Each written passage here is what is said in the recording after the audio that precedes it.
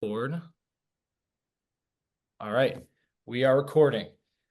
Okay, so I think it's one, two, yeah, it's like 8 or 9 questions. It's pretty short. All right. Okay, well, So would you be able to give a brief introduction about yourself and your journey with hearing loss?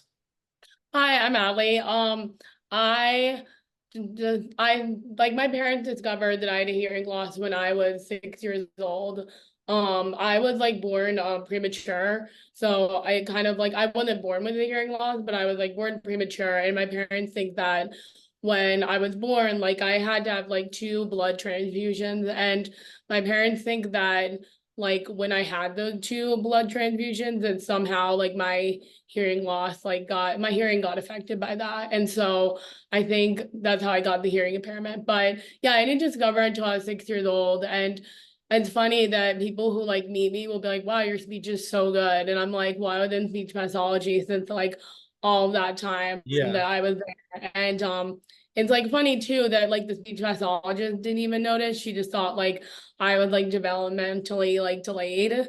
And when I got my hearing aid the first, I like hated them because like I think I don't know if you ever felt like this when you got your first pair, but I like absolutely hated wearing them, so I would take them out. But over time, obviously, I like wear them now all the time because I like hate missing out on things. Um, but yeah, I really, it's kind of just been like a journey of like, I feel like I've kind of always just tried to like, I took a lot of like, I think I had to really like during the school year and stuff, I really had to like every time I was in school, I had to kind of advocate for myself. So it taught me advocacy. I was also like in middle school, one of like the only kids in my middle school that had a hearing impairment, and no one like knew what an FM system and all that kind of stuff looked like. But anyway, I guess yeah, I feel like for an introduction, like I really didn't discover until I was like my parents didn't discover until I was 6 years old. So I kind of just from then on kind of just had to learn how to advocate and had to use my hearing aids and all that. Very cool. Yeah, I mean, everyone has a different story with hearing loss. Mine's completely different. I just got a bunch of ear infections and it kind of eventually led to me getting a hearing loss in my right and left ear, but the one in my right is worse. Um, I'm totally with you with the hearing aid thing, like not being able to, like not wanting to wear it. I remember the first hearing aid I got, it was like a mold of my actual ear, and it was really uncomfortable. It got all gross throughout the day, and it like yes, it did help, but it was really uncomfortable. I hated it. And now this one that I'm wearing now, it goes right in your ear. It's not like it's just a tiny little thing, you know? It's Bluetooth. It's great, you know? Yeah, that's awesome. Yeah. All right. Second question. What were some challenges growing up with hearing loss, and what are some challenges now? Growing up with a hearing loss, so I think probably one of the biggest challenges for me personally was feeling different from everybody else. Just because like no one else in my family or like anyone really around me until I had gotten a hearing loss, like or until like I guess it was discovered that hearing loss didn't like no one else had a hearing loss around me. And I actually was really fortunate. My mom ended up she met this other woman through a workout class who had a daughter that had a hearing impairment. And she went to this like elementary school that had like a center for just hard of hearing kids. And so I ended up going to that school. And ironic, like me and that one girl ended up becoming like best friends at the time too.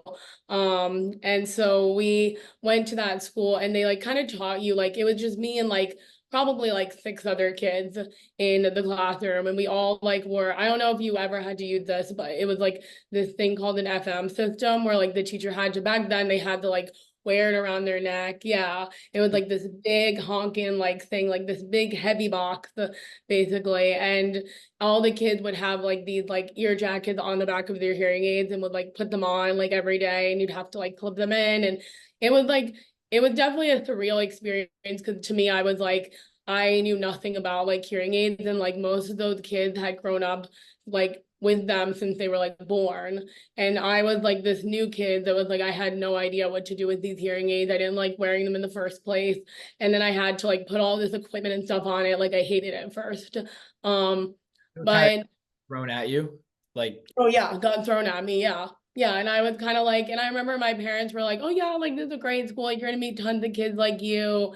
And I was so nervous because I was like, well, what does that mean? Like what, like, do they have hearing aids? Like, do they like, I really just didn't know anything about it. And it was a great experience. Like I was so grateful for that program, but like in that school, it kind of felt like we were still kind of like it was just the hearing world and then like my world, and I liked it. But when, like I said, when I got to middle school, I went to my home base middle school and I had the decision to like go between like the school called like Frost that all the other kids could go to from that classroom and that kind of program, because that school also had like a program, like a hearing program there.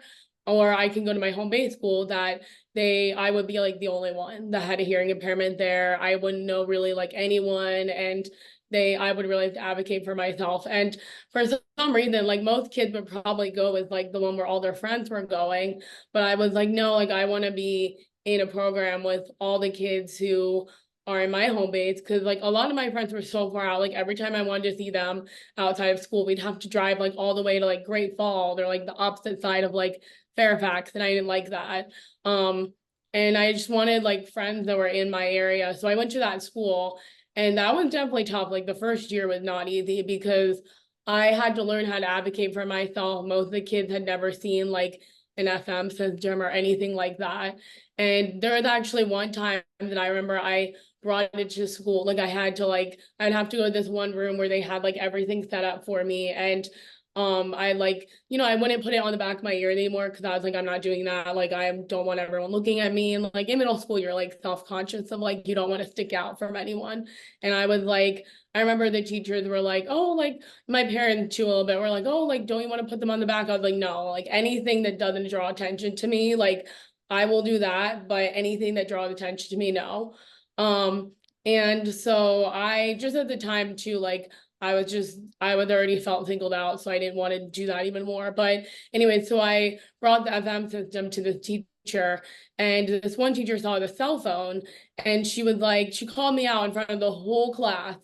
And she was like, we don't allow cell phones like in school, and you can't have this in here. And I was like, oh, this is actually like an FM system, like it helps me here. Like I had to literally explain it for the whole class, which is like my worst nightmare. And I literally had to stand up for the whole class and be like, this helps me hear actually because I wear hearing aids, and like you have to wear it around your neck because it helps me hear. And I remember I was so mortified. Like I feel like internally I probably did a good job of not seeming like I was mortified, but internally I was remember going home that day being like, oh my God, like just the looks that I would get from people and people being like, oh my God, like you have to wear that, like what's wrong with you? And it was just, I just remember being like, oh my God, this is what the whole year is going to be like. What did I decide to do to myself that I went to my home base school?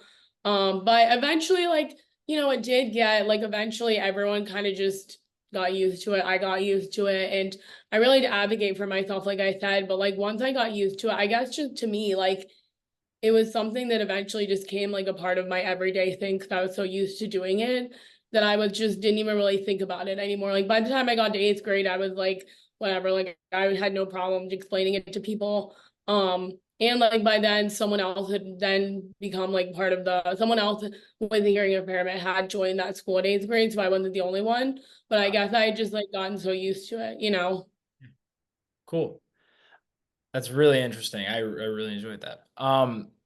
What are some strategies that kind of allowed you to succeed and overcome like the challenges? Like you were saying you kind of just coped with it and you kind of just faced your fears almost. Kind of just there was nothing else for you to do. You kind of just had to do it, you know? Yeah, Um, I feel like I really just I don't know. I guess to me as a kid, like I feel like with like the kind of person I was, I feel like I would have been more self-conscious of it. But I guess it's just like I kind of just learned that like either I advocated for myself and I like got what I needed to learn and stuff, or like I didn't speak up and I was missing like half the things. Because I think at first I was hesitant to do it and I wanted to sit in the background and just be like, oh, I just want to be like everybody else. I don't want to be singled out.